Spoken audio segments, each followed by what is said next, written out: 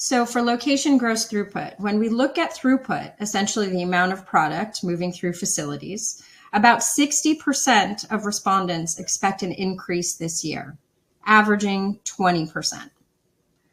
Roughly a third expect throughput to remain the same, while the smaller group anticipate declines averaging 18%. So the picture is mixed, growth for many, not for all. So top increased gross throughput drivers. When we look at what's driving throughput increases this year, the leading reasons point squarely to business growth. 28% of respondents attribute higher throughput to increased business, new customers, and another 23% say it's being driven by an increased demand.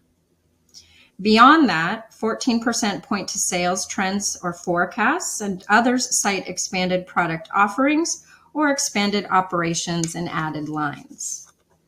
So overall, growth and throughput is being driven by market expansion and customer demand supported by strategic investments in capacity.